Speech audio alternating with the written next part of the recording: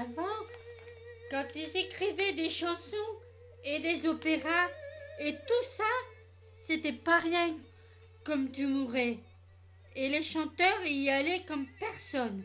Et même, ils chantaient comme des oiseaux très beaux et qui tremblaient et tombaient et tout. Et elle, qui tremblait, est très belle et chacun retenait son souffle.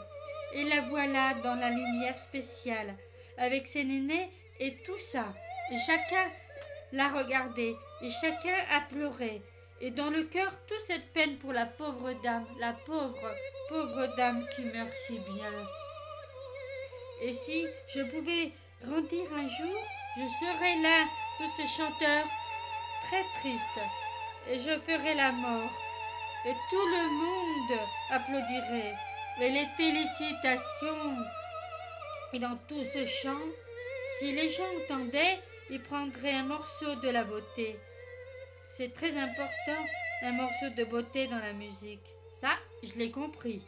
Même si le chant, très beau et triste, c'est quand même joyeux dans un sens. Les choses les plus tristes, ça te remplit. Je veux dire, à fond, et tu te sens si plein, encore plus que le bonheur peut te donner.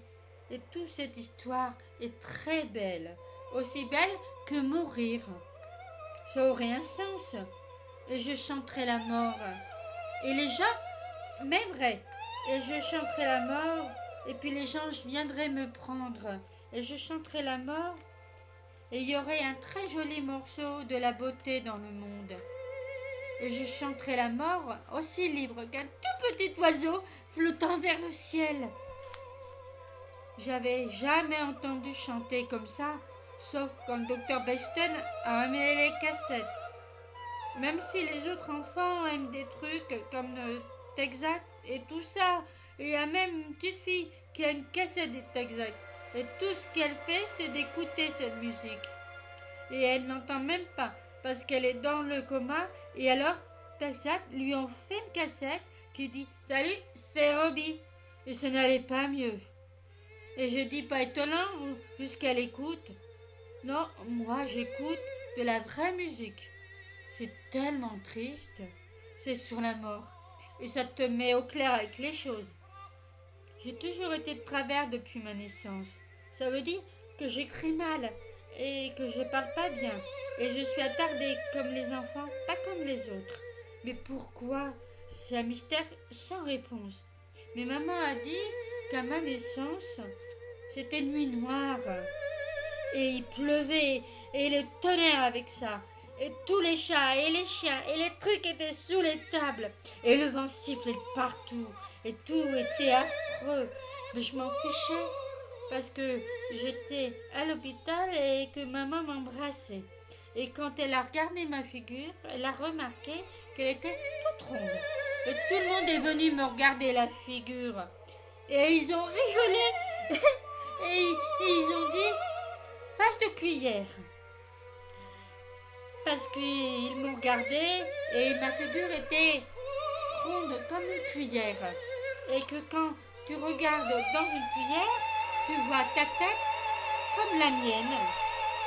Et c'est comme ça que je suis devenue, c'était une belle face de cuillère. Je suis une fille très spéciale quand même. C'est ce que dit Madame Patate. Madame Patate fait le ménage et a dit que je suis une des filles les plus spéciales de sa vie. Et chaque fois qu'elle vient, elle me donne un bonbon, ce qui est très gentil vu les problèmes qu'elle a de son côté. Et elle dit que tout le monde est différent. Et c'est ce qui est vraiment bien. C'est vrai, on devrait tous être heureux et tout ça. Que chaque personne est une personne spéciale. Et c'est bien d'être différent. Sans la différence, on serait tous pareils. Et Madame Patate m'a dit de ne pas m'en faire pour mon cerveau. Parce que d'être différent, c'est être soi. Du coup, je ne crois pas que je suis tombée sur la tête. Je ne crois pas que je suis endommagée. Je crois que j'étais faite pour être attardée. Je crois que ça fait partie de ce que je suis censée être. Et quand je suis née, Dieu est venu et m'a touchée sur la tête. il est descendu et il a touché ma tête molle. Et il a fait de moi